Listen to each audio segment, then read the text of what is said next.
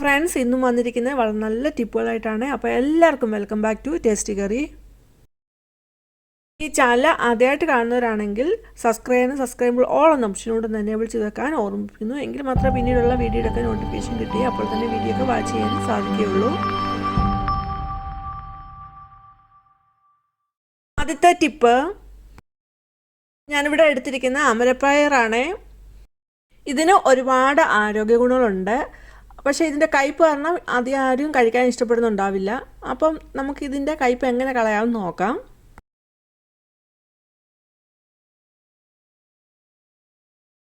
നമ്മൾ ക്ലീൻ ആക്കുന്ന സമയത്ത് അതിൻ്റെ രണ്ടറ്റവും നമുക്ക് മുറിച്ച് കളയാം. അത് കഴിഞ്ഞിട്ട് അതിൻ്റെ സൈഡ് വൈസായിട്ട് രണ്ട് സൈഡിലും ശകലം ഹാർഡായിട്ടുള്ള നാര് പോലുള്ള കാണാം. അത് ആണ് കൂടുതൽ കയ്പ്പ് നമുക്ക് തോന്നിക്കുന്നത്. അത് ഇരിക്കുന്നതുകൊണ്ടാണ്.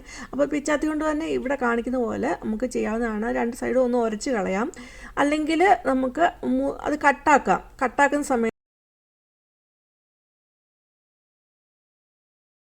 നമ്മളങ്ങനെ കട്ടാക്കുന്ന സമയത്ത് അതിൻ്റെ നാര് സെപ്പറേറ്റ് ആയിട്ട് വരും. അപ്പോൾ അതൊന്ന് വലിച്ച് നമുക്ക് എടുത്ത് കളഞ്ഞാൽ മതി. അങ്ങനെയും ചെയ്യാവുന്നതാണ്. അല്ലെങ്കിൽ അതിൻ്റെ രണ്ട് സൈഡിൽ നാര് ഒന്ന് പിച്ചാത്തി കൊണ്ട് തന്നെ ഒന്ന് ചെത്തിക്കളയാം. ഞാൻ മൂന്ന് രീതിയിൽ ഇവിടെ കാണിക്കുന്നുണ്ട്. അത് ഏതെങ്കിലും ഒരു രീതിയിൽ നമുക്ക് ചെയ്യാവുന്നതാണ്.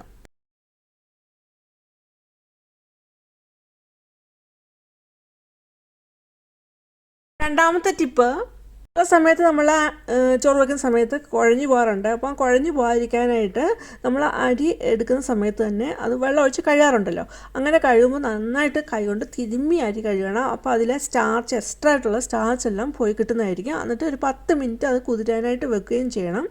അത് കഴിഞ്ഞിട്ട് 2-3 പ്രാവശ്യം നമ്മൾ കഴുകി കളയുക. അങ്ങനെ തെളിഞ്ഞ വെള്ളം കിട്ടുന്നിടം വരെയും നമുക്കത് കഴുകി കളഞ്ഞ് എടുക്കാവുന്നതാണ്. എന്നിട്ട് കുക്ക് ചെയ്താൽ അരി അധികം കുഴഞ്ഞു പോകാറില്ല.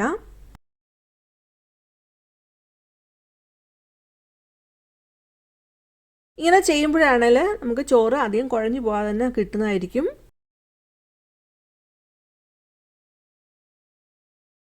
ഇത് മാത്രമല്ല, പിന്നെ നമ്മൾ കുക്ക് ചെയ്യുന്ന സമയത്തും കുറേ കാര്യങ്ങൾ ശ്രദ്ധിക്കാനായിട്ടുണ്ട്.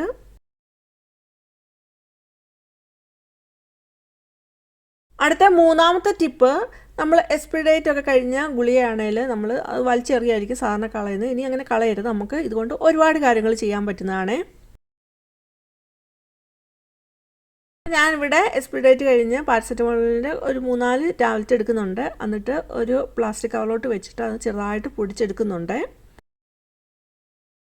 ഇങ്ങനെ പൊടിച്ചെടുത്തിട്ട് നമുക്ക് ഇത് പല രീതിയിൽ ഉപയോഗിക്കാം. ഇതിനകത്ത് വേണമെങ്കിൽ നമുക്ക് ഡിഷ് വാഷ് ഒഴിച്ചിട്ട് നമുക്ക് പാത്രം കഴുകുന്നതിനായിട്ട് ഉപയോഗിക്കാം, ക്ലോസറ്റ് കഴുകുന്നതിന് ഉപയോഗിക്കാം, സിങ്കൊക്കെ കഴുകുന്നതിനായിട്ട് നമുക്ക് ക്ലീനിങ് പർപ്പസിനായിട്ട് ഉപയോഗിക്കാം.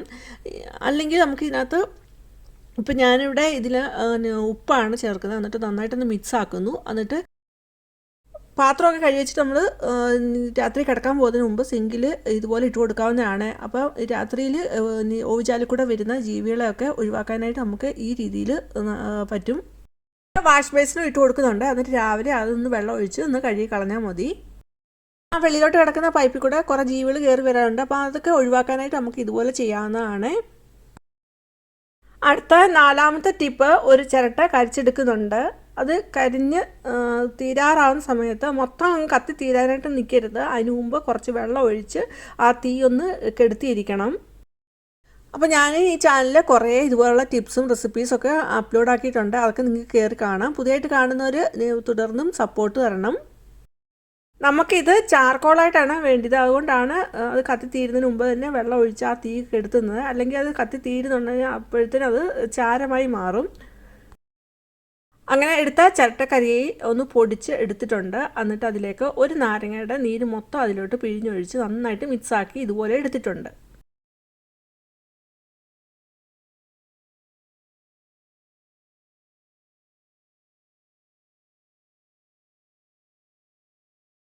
ഞാനിവിടെ എപ്പോഴും ഉപയോഗിക്കുന്നൊരു പാത്രം എടുത്തിട്ടുണ്ട്. അതിൻ്റെ ചുവട് കാണുമ്പോൾ തന്നെ അറിയാം നന്നായിട്ടത് അഴുക്കായിരിക്കുകയാണ്. അപ്പോൾ നമ്മുടെ ആ ചാർക്കോൾ നാരങ്ങ മിക്സ് ഇതിലോട്ടൊന്ന് കോരി ഒഴിക്കുന്നുണ്ട്.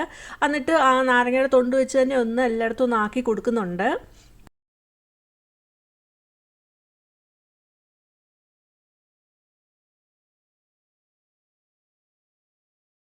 ഒരു 10 മിനിറ്റ് റെസ്റ്റ് ചെയ്യണം. അത് കഴിഞ്ഞിട്ട് നമുക്ക് ഇത് കഴുകിയെടുക്കാവുന്നതാണ്. അങ്ങനെ കഴുകിയെടുക്കുമ്പോൾ അതിലെ അഴുക്കെല്ലാം പോയി കിട്ടുന്നുണ്ട്. ഇതുപോലെ നല്ലതായിട്ട് തന്നെ വെട്ടിത്തിളങ്ങുന്ന പോലെ തന്നെ നമുക്ക് കിട്ടും പാത്രം.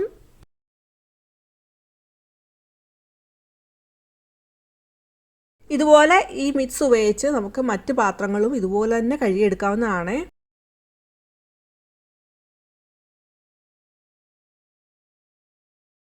അടുത്ത 5-ാമത്തെ ടിപ്പ്, ഞാനിവിടെ നോൺ സ്റ്റിക്കിൻ്റെ പാൻ എടുത്തിട്ടുണ്ട്. നോൺ സ്റ്റിക്കിൻ്റെ പാൻ നമുക്കറിയാം, നമ്മൾ എത്ര കെയർഫുള്ളായിട്ട് സൂക്ഷിച്ച് വെച്ചാലും ഒരു 6 മാസമൊക്കെ ആകുമ്പോഴത്തേനും അതിൽ ചെറിയ ചെറിയ സ്ക്രാച്ചൊക്കെ വീഴുന്നതായിട്ട് കാണാം. അങ്ങനെ 2 വർഷത്തിനുള്ളിൽ തന്നെ അത് പെട്ടെന്ന് തന്നെ അത് അഴുക്കായി മാറുന്നതായിട്ട് നമുക്ക് കാണാം. അപ്പോൾ അങ്ങനെ സ്ക്രാച്ചൊക്കെ വീണ് തുടക്കത്തിലാണെങ്കിൽ നമുക്ക് ഇതുപോലെ ചെയ്യാവുന്നതാണ്. അത് നോൺ സ്റ്റിക്കിൻ്റെ പാനൊക്കെ ഉപയോഗിക്കുന്ന സമയത്ത് നമുക്ക് ഇതുപോലെ ചെയ്യാവുന്നതാണ്. ഒത്തിരി അങ്ങ് അത് അഴുക്കായി അതിൻ്റെ സ്ക്രാച്ചൊക്കെ വീണ് അഴുക്കായിട്ടുണ്ടെങ്കിൽ അത് ഉപയോഗിക്കാതിരിക്കുന്നതായിരിക്കും ഏറ്റവും നല്ലത്.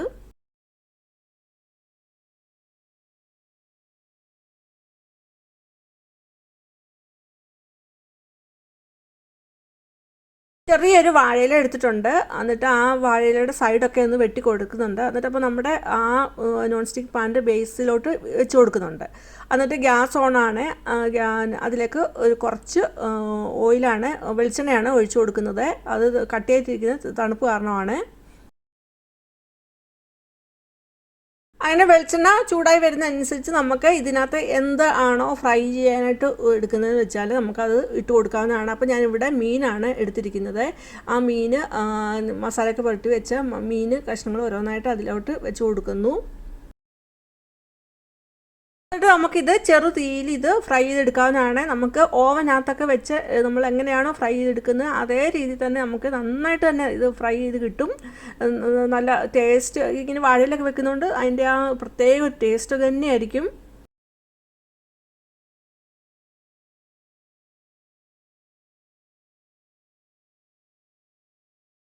വാഴയില വെച്ച് നമ്മൾ ഇതുപോലെ ഫ്രൈ ചെയ്യണം. നല്ല ഹെൽത്തി ആയിട്ടുള്ള ഒരു കുക്കിംഗ് രീതിയാണ്. അപ്പോൾ നമുക്ക് അധികം വെളിച്ചെണ്ണ ഒന്നും ഓയിലിൻ്റെ ഒന്നും ആവശ്യമില്ല.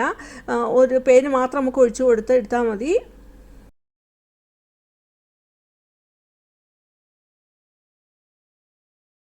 ഓയിലൊക്കെ കുക്ക് ചെയ്യുമ്പോൾ നമുക്ക് അവോയ്ഡ് ചെയ്യണമെന്ന് ഉണ്ടെങ്കിൽ നമുക്ക് ഈ രീതിയിൽ നമുക്ക് കുക്ക് ചെയ്തെടുക്കാവുന്നതാണ്. മീൻ വറക്കാം, അതുപോലെ തന്നെ ചിക്കനൊക്കെ നമുക്ക് ഫ്രൈ ചെയ്തെടുക്കുന്ന സാധനങ്ങളൊക്കെ ഇതേ രീതിയിൽ തന്നെ കുക്ക് ചെയ്തെടുക്കാവുന്നതാണ്.